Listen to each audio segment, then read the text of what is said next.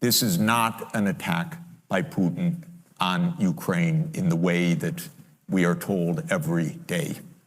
This started in 1990, February 9th, 1990.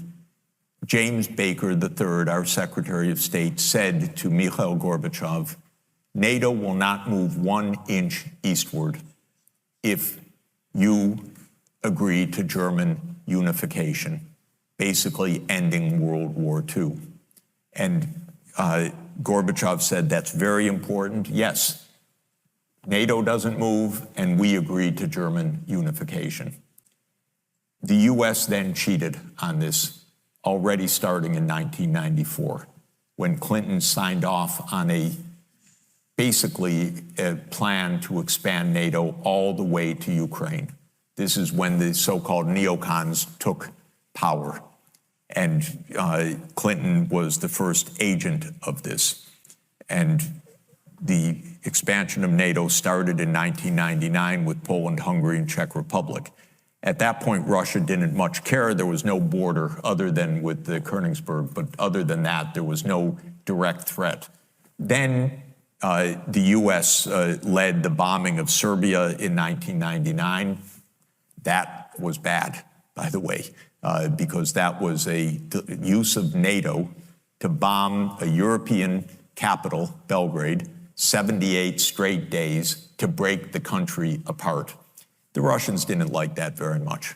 But Putin became president, they swallowed it, they complained, but even Putin started out pro-European, pro-American, actually. He asked maybe we should join NATO when there was still the idea of some kind of mutually respectful relationship.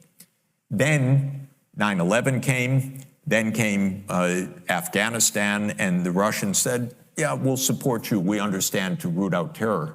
But then came 2 other decisive actions.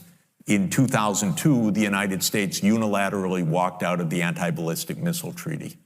This was probably the most decisive event, never discussed in this context. But what it did was trigger the U.S. putting in missile systems in Eastern Europe that Russia views as a dire, direct threat. In 2004-05, we engaged in a soft regime change operation in Ukraine. But in 2009, Yanukovych won the election, and he became president in 2010 on the basis of neutrality for Ukraine.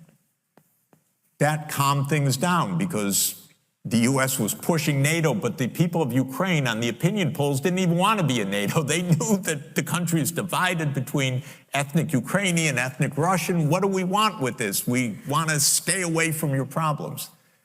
So in February 22nd, 2014, the United States participated actively in the overthrow of Yanukovych. A typical U.S. regime change operation, have no doubt about it. And the Russians did us a favor. They intercepted a really ugly call between Victoria Nuland, my colleague at Columbia University now, between her and the U.S. ambassador to Ukraine, Jeffrey Piat, who's a senior State Department official till today. And they talked about regime change. They said, who's going to be the next government? All of this is to say, the U.S. then said, okay, now NATO's really going to enlarge. And Putin kept saying, stop. You promised no NATO enlargement. It's been, by the way, I forgot to mention, in 2004, Estonia, Latvia, Lithuania, Bulgaria, Romania, Slovakia, Slovenia, 7 more countries in the not 1 inch eastward. And then, okay, it's a long story, but the U.S. kept rejecting the basic idea, don't expand NATO to Russia's border in a context where we're putting in goddamn missile systems after breaking a treaty. 2019, we walked out of the Intermediate Nuclear Force Treaty. On December 15th, 2021, Putin put on the table a draft Russia-U.S. security agreement. You can find it online. The basis of it is no NATO enlargement.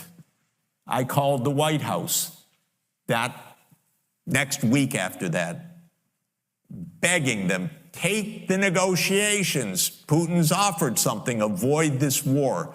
Oh, Jeff, there's not going to be a war. Announce that NATO's not going to enlarge. Oh, don't worry, NATO's not going to enlarge. I said, oh, you're going to have a war over something that's not going to happen? Why don't you announce it? And he said, no, our policy is an open door. This is Jake Sullivan. Our policy is an open door policy. Open door for NATO enlargement. That is under the category of bullshit, by the way. You don't have your right to put your military bases anywhere you want and expect peace in this world. They turned down the negotiations. Then the special military operation started. And 5 days later, Zelensky says, okay, neutrality. And then the United States and Britain said, no way. You guys fight on. We got your back. We don't have your front. You're all going to die. But we got your back as we kept pushing them into the front lines. That's 600,000 deaths now of Ukrainians since Boris Johnson flew to Kyiv to tell them to be brave.